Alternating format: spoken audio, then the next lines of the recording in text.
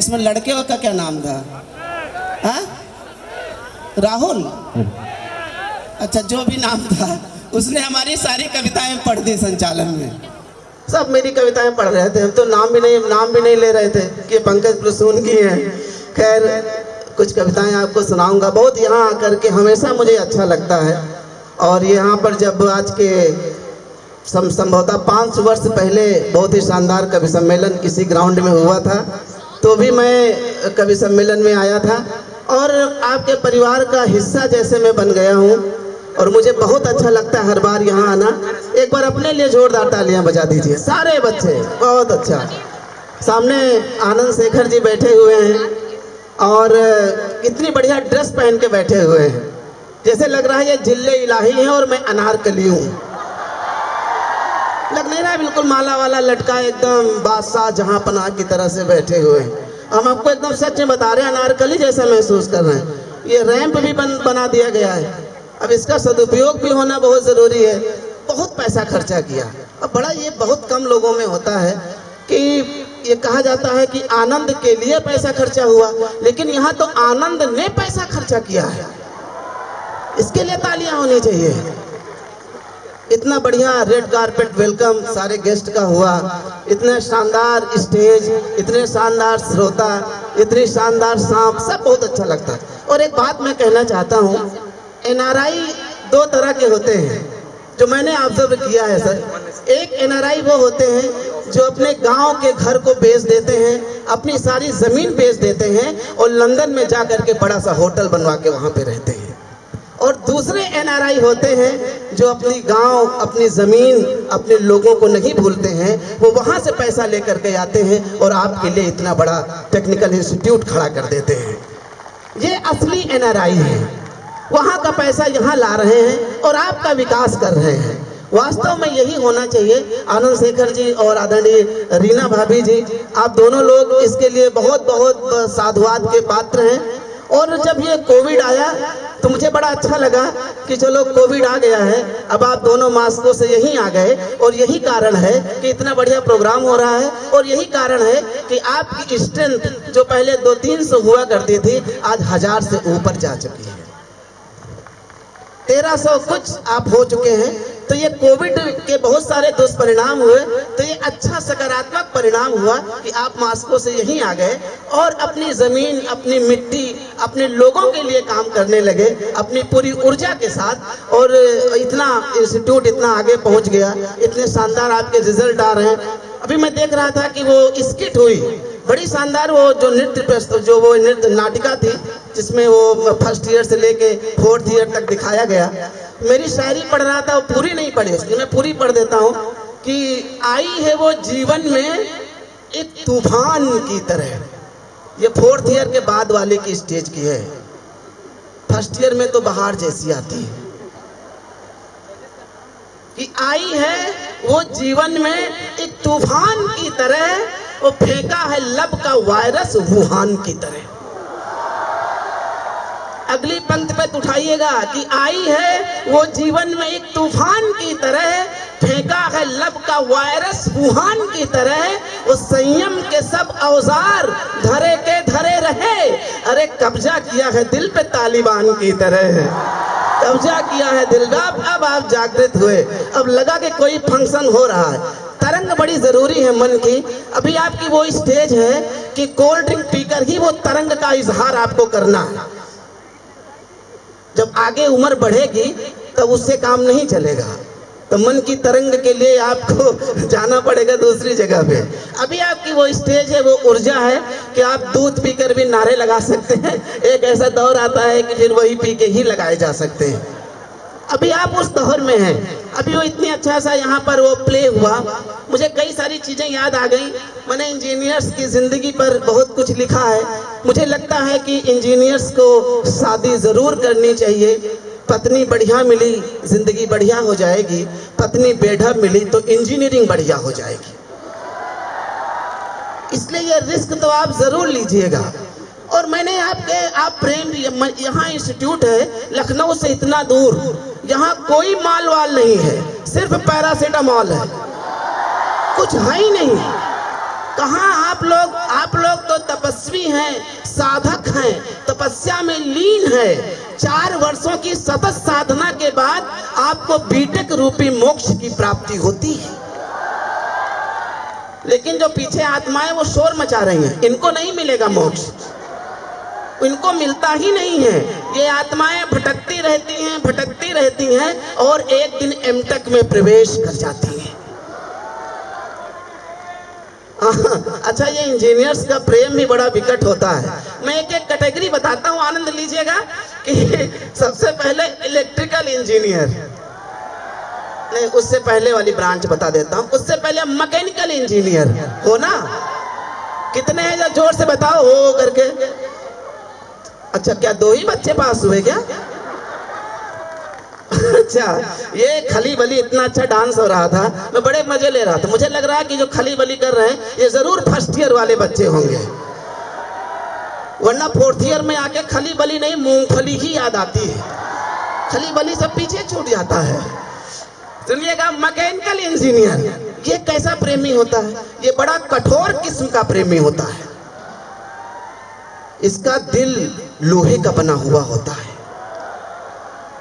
पिघलना चाहता है, लेकिन इसके लिए इसे उच्च ताप की आवश्यकता होती है। यही कारण है कि ये बेहद हॉट महिला मित्र के इंतजार में 4 साल काट देता है, क्योंकि उसकी कटिंग स्पीड ज्यादा होती है। आइए दूसरी कैटेगरी की तरफ बढ़ते हैं। इलेक्ट्रिकल इंजीनियर हो ना, हाँ करंट पहुंच रही है। इलेक्ट्रिकल इंजीनियर, इनका दिल ट्रांसफार्मर की तरह होता है। इनकी प्रायः 2 प्रेमिकाएं पाई जाती हैं। दिक्कत यह होती है कि एक उत्तरी ग्रिड होता है और दूसरी दक्षिणी ग्रिड। उत्तरी ग्रिड में पावर सप्लाई होता है तो दक्षिणी ग्रिड फेल हो जाता है, दक्षिणी ग्रिड में पावर सप्लाई होता है तो उत्तरी ग्रिड फेल हो जाता है। हजारों मेगावाट की सप्लाई में इनकी तो वाट ही लग जाती है। एक और इंजीनियर होता है इलेक्ट्रॉनिक्स, हो ना, हाँ बहुत कम संख्या है, बढ़ाइए थोड़ी। इलेक्ट्रॉनिक्स ये वो प्राणी होते हैं जो इलेक्ट्रिकल के घरों में से कटिया फंसाते हैं, उनको और कोई काम नहीं होता। ये 3 सिम वाला मोबाइल रखते हैं। पहले सिम से घर वालों से बात करते हैं, दूसरे सिम से दोस्तों से बात करते हैं, और तीसरा सिम इसी आशा, इसी उम्मीद, इसी विश्वास में पूरे 4 साल लगाए रहते हैं कि कभी न कभी, कहीं न कहीं कोई न कोई तो आएगा, मिस कॉल मुझे लगाएगा। लेकिन उसकी जिंदगी में एक ही मिस आती है और वही उसका काल बन जाती है। आइए, एक और इंजीनियर होता है सर रस्तोगी सर बैठे हुए हैं, शायद आपको पता नहीं होगा, बहुत सारे लोगों को जानना चाहिए कि डॉक्टर अनिल रस्तोगी हमारे लखनऊ के बहुत बड़े सेलिब्रिटी हैं। करीब 20-22 फिल्में कर चुके हैं। आश्रम वेब सीरीज किस किस ने देखी है? आश्रम, अरे वाह, यहाँ सब ने देखी है। उसमें एक मुख्यमंत्री का किरदार है, मुख्यमंत्री किरदार है ना, जो बॉबी देओल के स्टेज पे भी जाते हैं और बड़ी तगड़ी राजनीति करते हैं। मुख्यमंत्री का किरदार डॉक्टर अनिल रस्तोगी जी ने निभाया था, जो सामने बैठे हुए हैं। एक बार बहुत अच्छी तालियां बजाइए उनके लिए। बहुत सारी फिल्में करी हैं और सारी फिल्मों में बड़े बड़े रोल मिले हैं। कभी मुख्यमंत्री का रोल मिला है, तो कभी डीजी का रोल मिला है, कभी जज का रोल मिला है। कभी इन्होंने किसी फिल्म में मैंने इनको नौकर और ये सब बनते देखा ही नहीं। हमेशा बड़े बड़े रोल किए हैं। इसके पीछे कारण है कि ये CDRI में साइंटिस्ट थे, HOD थे बायोकेमिस्ट्री विभाग में, और 2 तरह की दवाएं आपने बनाई हैं। वो दवा बताता हूँ, आप ताली बजाइएगा। 2 तरह की दवाएं आपने बनाई हैं। CDRI में रह के आपने विज्ञान के माध्यम से तन की दवा बनाई, तो एक्टिंग करके आप सबके दिल में बस गए और उन्होंने मन की दवा बनाई। तन और मन दोनों की दवा बनाने वाले कलाकार वैज्ञानिक हमारे बीच में हैं, और उसी CDRI का मैं भी एक प्रोडक्ट हूँ, मैं भी वहाँ काम करता हूँ। अच्छा, दवाएं बनाना बड़ा मुश्किल काम होता है। कभी कभी तो दवा बन जाती है सर, कभी कभी बनने के बाद फ्लॉप हो जाती है। अब वैज्ञानिकों ने एक ऐसी दवा बनाई जिसे खा करके 35 साल की महिला 25 की लगने लगी। यकीन मानिए वो दवा चली ही नहीं, फ्लॉप हो गई। सर्वे हुआ, बाकायदा कमेटी बनी कि आखिर ये दवा चली क्यों नहीं। बाद में कमेटी ने निष्कर्ष निकाला कि कोई भी महिला खुद को 35 का मानने को तैयार ही नहीं थी, तो दवा कैसे चलेगी। बड़ी दिक्कतें होती हैं, आसान नहीं होता है ये सब दवा बनाना और ये एक्टिंग करना।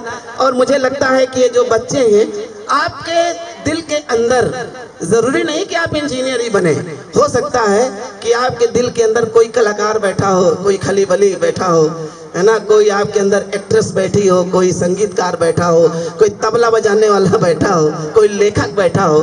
तो उसको इग्नोर मत कीजिए, उसको एक्सप्लोर करिए। मेरा कहने का मतलब ये है, उसको आप निखारिए। और जिस दिन आप निखार देंगे, डॉक्टर अनिल रस्तोगी जी उदाहरण है, मैं खुद उदाहरण हूँ कि एक बड़े इंस्टीट्यूट में काम करने के साथ साथ हम लोग स्टेज पर ये सब भी कर रहे हैं। आप सब भी करिएगा। आखिरी वो जो इंजीनियर था, बताना भूल गया, कंप्यूटर इंजीनियर है ना, कंप्यूटर इंजीनियर, ये अजीब किस्म का प्रेमी होता है।